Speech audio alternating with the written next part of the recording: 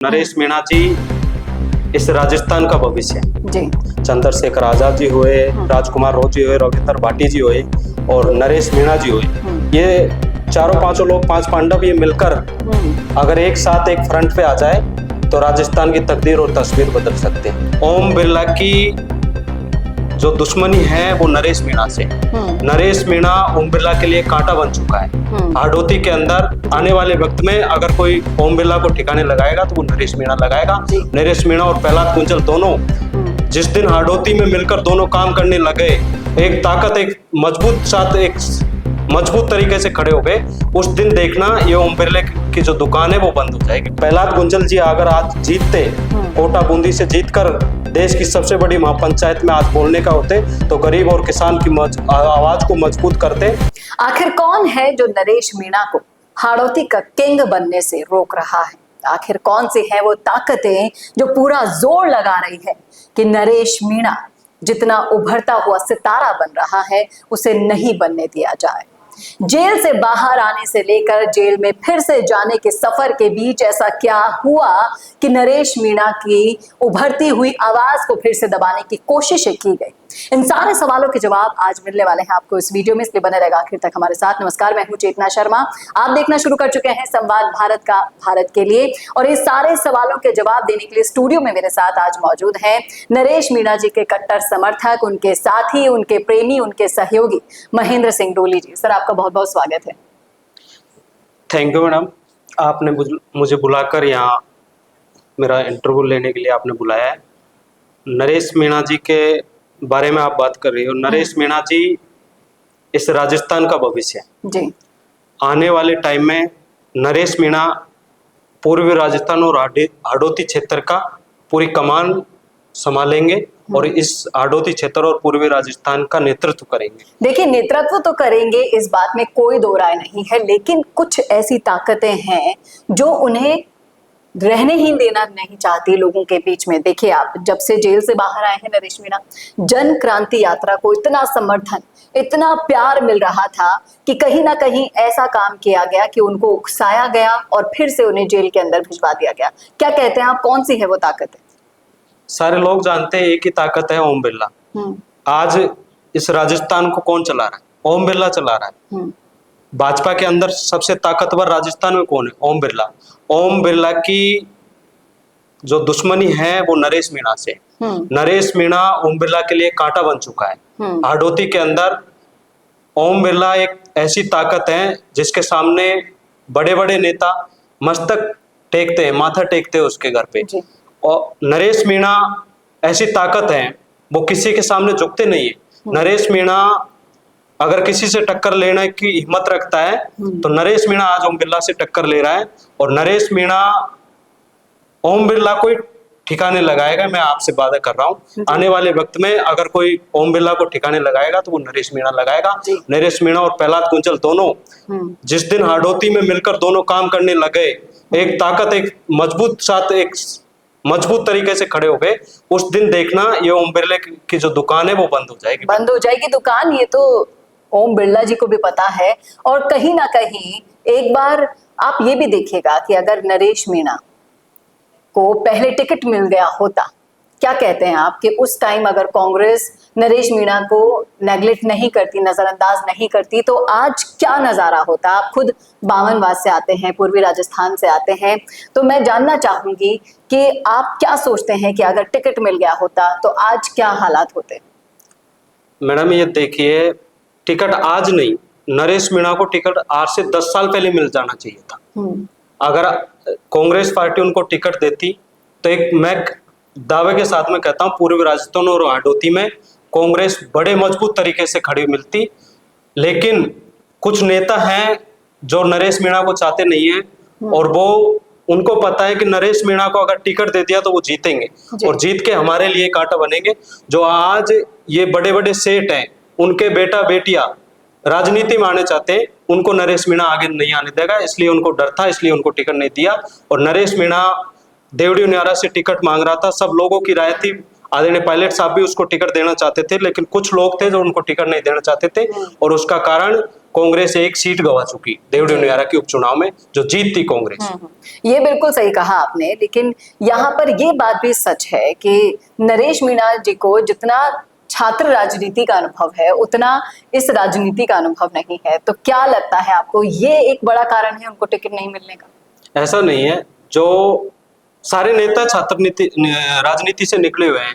कोई भी देख लो आप, ओम बिरला देख लो, प्रहलाद गुंजल देख लो, सारे नेता ये छात्र राजनीति से निकले। कोई भी ये जो मेन राजनीति में बाद में आए और सब छात्र राजनीति से आगे बढ़ते हैं। अब नरेश मीणा ने काफी लंबी छात्र राजनीति की है राजस्थान विश्वविद्यालय के अंदर, बहुत सारे अनुभव हैं और काफी जनता के बीच में रहे, तो उनको टिकट देना चाहिए था। टिकट मिलता तो वो इस राजनीति को भी समझते और आगे में कांग्रेस के लिए एक मजबूत लीडर कांग्रेस को मिलता। जब नरेश मीणा जी जेल से बाहर आए तो तमाम तरह के नेताओं पे उन्होंने बात की। किरोड़ीलाल मीणा के बारे में जब भी उनसे बात की गई तब उन्होंने कहा कि देखिए, किरोड़ीलाल मीणा जी ने मेरे लिए क्या किया है, क्या नहीं किया है, ये मैं नहीं जानता क्योंकि मैं जेल के अंदर था। आपको क्या लगता है कि कहीं ना कहीं दिल के किसी कोने में एक नाराजगी छिपी है? क्या लगता है? आप उनके सहयोगी, उनके मित्र हैं, बताइए अंदर की बात। नाराजगी तो थी, जैसे उनको उम्मीद थी कि डॉक्टर किरोड़ीलाल जी जिस दिन वो अपने आप को सिलेंडर कर रहे थे समरावता गांव में, तो उनका आखिरी शब्द यही था सिलेंडर करने से पहले कि मेरा अब अगर कोई मदद करेगा, मैं जिस पे कोई पे भरोसा करता हूं तो वो आदरणीय डॉक्टर साहब करेंगे। और डॉक्टर साहब उनकी मदद नहीं की, कैसे नहीं की ये हमको पता नहीं है। उनको उम्मीद थी इसलिए उन्होंने ये कहा था, और उनको दुख हुआ जब कोई अपना अगर जिससे उम्मीद हो अपने से और वो अपना उस बात पे खरा नहीं उतरे तो सबको दुख होता है। इसलिए नरेश जी ने अपनी, वो दिल के सच्चे हैं, इसलिए अपनी नाराजगी उन्होंने जाहिर की। इसलिए मैं ये भी जानना चाहूंगी कि जिस तरीके से हनुमान बेनीवाल हो, राजकुमार रोत हो या फिर चंद्रशेखर आजाद हो, ये तमाम तरह के निर्दलीय नेताओं के साथ नरेश मीणा की ट्यूनिंग काफी अच्छी है। अभी भी वो जेल के अंदर हैं, लेकिन झालावाड़ के बच्चों के लिए जिस तरीके से संसद से आवाज उठा रहे हैं हनुमान बेनीवाल, राजकुमार रोत, तो वो उम्मीद कर रहे हैं कि 1 करोड़ सहायता राशि उनको मिले या फिर इन नेताओं का साथ उनको चाहिए ही चाहिए फ्यूचर बनाने के लिए। क्या कहते हैं आप? या फिर अकेले वो कोई और पार्टी को लीड करेंगे? क्या चल रहा है अभी राजनीतिक समीकरणों में? अब ये तो उनके मन की बात है, वो क्या करेंगे। लेकिन मैं कहता हूं अगर ये चारों पांचों लोग, हनुमान बेनीवाल जी हुए, चंद्रशेखर आजाद जी हुए, राजकुमार रोत जी हुए, रविंद्र भाटी जी हुए और नरेश मीणा जी हुए, ये चारों पांचों लोग, 5 पांडव, ये मिलकर अगर एक साथ एक फ्रंट पे आ जाए तो राजस्थान की तकदीर और तस्वीर बदल सकते हैं। बिल्कुल सही कह रहे हैं आप कि राजस्थान की तकदीर और तस्वीर दोनों बदल सकती है, क्योंकि अब वक्त आ गया है। कांग्रेस और बीजेपी से कहीं ना कहीं जनता भी परेशान हो रही है। उनको थर्ड फ्रंट चाहिए, और थर्ड फ्रंट भी ऐसा होना चाहिए कि दोनों पार्टियों के नाक में नकेल कस के रखे। सर, एक और जाते जाते सवाल पूछना चाहूंगी। आप गुर्जर समाज से आते हैं। गुर्जर समाज और मीणा समाज में एकता का उदाहरण नरेश मीणा ने पेश किया, और तमाम तरह के समीकरणों के बावजूद भी जब उन्होंने गुर्जरों के लिए कटु शब्द बोले, कोटा बूंदी के गुर्जरों के लिए, कि उन्होंने ओम बिरला को सपोर्ट किया, आपको नहीं लगता कि इन शब्दों से कहीं ना कहीं आहत हो सकता है समाज और इसका उल्टा प्रभाव नरेश मीणा पर पड़ सकता? नहीं, बिल्कुल नहीं, कोई हाथ नहीं है समाज के अंदर। ये तो ओम बिरला के जो जयचंद है समाज के, जो ओम बिरला को दिन रात मस्तक होते हैं, जिनके सामने पैर छूते हैं ओम बिरला के, वो लोग ही विरोध कर रहे हैं। जैसे नरेश जी ने कुछ गलत तो बोला नहीं समाज के बारे में, जिन्होंने हमारी समाज के लोगों ने आदरणीय गुंजल साहब को हराया, बाकी सब समाजों ने वहां सपोर्ट किया था।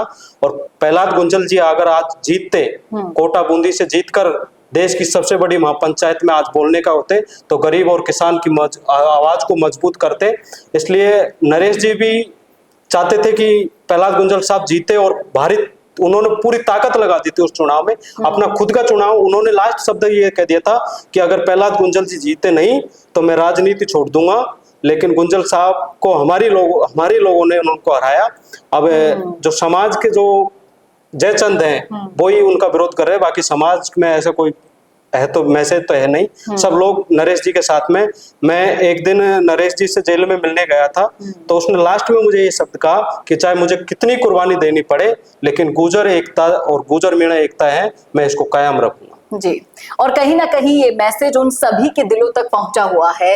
काफी सारे लोग कह रहे हैं कि जो जयचंद, जिस तरीके से आपने कहा, उन्हीं को टारगेट करके नरेश मीणा ने कहा है, लेकिन आपको पता है कि अगर जो जयचंद है वो इसको कितना भुना सकते हैं, समाज को अलग तरीके से मैसेज दे सकते हैं।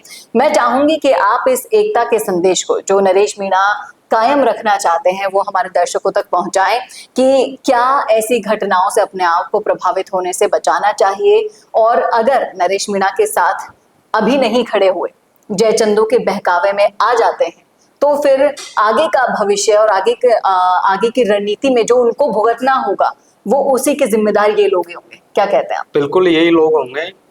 नरेश मीणा के साथ में एक जाति नहीं, गुर्जर समाज भी आज नरेश मीणा जी के साथ में जितने मीणा हैं, मीणा समाज के लोग रहते हैं और कई लोग समाज के रहते हैं, उतने ही गुर्जर समाज के लोग भी उनके चाहते हैं और युवा उनके साथ में हमेशा खड़े मिलेंगे। गुर्जर समाज में कोई नाराजगी नहीं, नरेश मीणा को गुर्जर भी चाहते हैं। और देख लेना आप, देवड़ी नियारा में देख लो ना, गुर्जरों ने भी वोट दिए नरेश मीणा को। जहां से नरेश मीणा छौड़ा में चुनाव लड़ा वहां भी कुछ गुर्जर थे, उन्होंने वोट दिए नरेश मीणा को। तो सब समाज उनको चाहती है, गुर्जर भी बेखुदा उनको चाहते हैं। नरेश मीणा सब समाज के लीडर हैं और भविष्य में एक नई मजबूत आवाज बनेंगे सर्व समाज की। मैं तो यही कहूंगा मेरे समाज के लोगों से, गुर्जर समाज के लोगों से, नरेश मीणा के साथ में खड़ा हो जाओ। नरेश मीणा गुर्जर एकता मीणा को हमेशा कायम रखेगा, ये मैं आपसे वादा करता हूँ। जी, बहुत बहुत शुक्रिया सर इन सारे मुद्दों पर अपनी राय रखने के लिए, समाज को एक सख्त संदेश देने के लिए, किसी के बहकावे में ना आए, अपने समाज के नेताओं का डिसीजन ले, फैसला ले, गलत और सही में फर्क करना सीखें। और नरेश मीणा जैसे नेताओं के सपोर्ट में अगर आप नहीं खड़े होंगे तो फिर यही होगा, जयचंदों की दुकानें चलती जाएंगी और आपके समाज का फायदा उठाया जाता रहेगा। क्या कहते हैं आप इस मुद्दे पर? रखिएगा राय कमेंट बॉक्स में। कैसा लगा वीडियो बताना ना भूलेगा, और ऐसी और वीडियोस के लिए देखते रहिए संवाद भारत का। भारत के लिए नमस्कार। भारत का सबसे तेजी से बढ़ता हुआ डिजिटल न्यूज चैनल, जिसका परिवार 4,17,000 लोगों से भी ज्यादा बढ़ रहा है, वो संवाद न्यूज चाहता है हर जिले और हर राज्य में मीडिया पार्टनर्स। तो अगर आप बनना चाहते हैं संवाद न्यूज के पार्टनर्स, तो कांटेक्ट करें नीचे दिए गए नंबर्स पर। इसके अलावा अगर आप वीडियो एडिटर बनना चाहते हैं या फिर न्यूज इंडस्ट्री में बतौर इंटर्न सब सीखना चाहते हैं, तो संवाद न्यूज के जयपुर हेड ऑफिस में काम करने के लिए संपर्क करें स्क्रीन पर दिए गए नंबर पर।